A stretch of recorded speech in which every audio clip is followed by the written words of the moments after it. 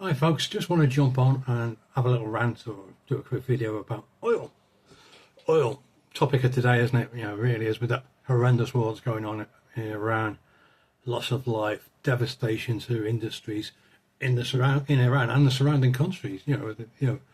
The massive effect there. Little school children getting killed in the first round of bombing by Trump and Israel is terrible. By the way, I'm not going to go into the what's and where not to about this. I have a view on it, the war in Iran. I think it's not about regimes. It's about the control of resources. Never been about regimes, by the way. I'll do a separate video on that because I will have a rant on that one. This is more about oil, and what you're seeing is price of oil gas has jumped significantly very, very quickly after Trump and Israel made that first strike on Iran. And people are going, this jump in oil prices, why is it happening? Well, it's happening because there's a disruption, and I've done a video before, if you haven't seen it, watch it. A disruption to the production and transport of oil and gas. You've got the Strait of Hormuz blocked up. Trump said he's going to guarantee safeguarding the tankers for it. He's not piloting one of them tankers, by the way. Corporal Boom Spares over there, who dodged the American draft for Vietnam 3 times, I think. He's not the one actually putting himself in harm's way. But yeah, I'm getting a bit of a rant on again. So you've got Strait of Hormuz, which is backed up with tankers. Apparently it's easing up a bit. We have seen just recently a slight drop in oil prices. They have come down a little bit. But this is all about oil and why we don't produce our own oil. Because I'm seeing on Facebook's full of comments, let's go and drill in the North Sea, let's frack, let's do this, let's underground coal gasification. Which is a shit idea, by the way. Now, the problem with let's go and drill in the oil sea is we don't own the oil in the oil sea, oil in the North Sea. Let me get my words out properly. You go, what? We don't own the oil? Why?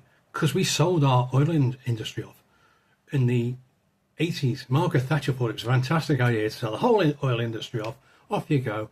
So, whereas we used to have a stake in it, stake in BP actually, in 1982, the British National Oil Corporation had its production arm sold off as Britoil, and it was later sold to BP. Then in 1986, the BNOC, which is the British National Oil Corporation, was abolished. Now, BP, British Petroleum, it's always been associated with the UK government, but the UK government hasn't held a stake in it since 1987, so it's completely privately owned. So who runs the industry now? Well, the major operators are BP, Shell, Harbour Energy, etc. They're private companies. Now we do have a regulator, but they don't produce oil, they just control the licenses. So how does the government make money out of it? Through taxation, to be honest with you. What we all hate is taxation, but that's how the government makes money out of this oil industry. That wasn't, by the way, this Labour government's idea. That was the idea back in the 1980s of Margaret Thatcher. We'll make money out of taxation of the oil. So they do, energy profits, windfall taxes. So you must be asking, why don't we nationalise it? Well, to be honest with you, it's the cost to start with. Can you imagine the cost of buying back the infrastructure, the platforms, the pipelines, etc.? It's hundreds of billions of pounds, which we don't have. Yeah. And then it's a risk.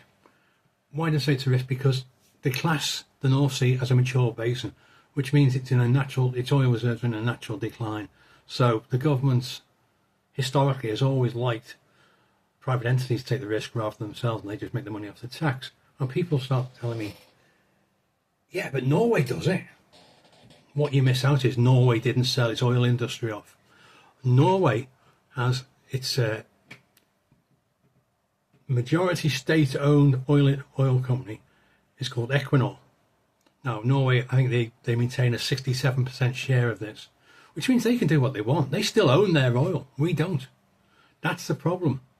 Yeah? They keep their prices down and can sell us oil because they have a state-owned oil company. There's a bit of a theme going here. So they've maintained their state ownership of that, and they can sell us oil. And in the previous video, I was talking about France. France embraced nuclear power through a state-owned EDF, and they can sell us electricity because they embrace nuclear power. Can you see the parallel? Can you see the theme running through this? The only people that will benefit from drilling for more oil, gas, or whatever, wherever it be in this country, are the big private organisations, or those who have significant interest in them. The people like those that back the political parties. Those are the people that want us to drill for oil. Why? Because they're going to make a big, huge load of money out of it. Whereas the consumer, without a change in legislation, without renationalisation or putting a body above it to take charge of it, will not make anything out of it. We won't save anything. It's up to the oil and gas produced will go onto the world market, and it's subject to exactly the same economic pressures as we are seeing now. So don't believe all this BS that's coming out of Kemi Badenoch, Nigel Farage et al., because it is bullshit. They are missing that fundamental point. We do not have an oil industry. Their buddies may profit out of it, but like if you and me, consumers, we're not going to see much difference at all, if any. So that's my rant for today. Hope you enjoyed it. I'll catch you next time.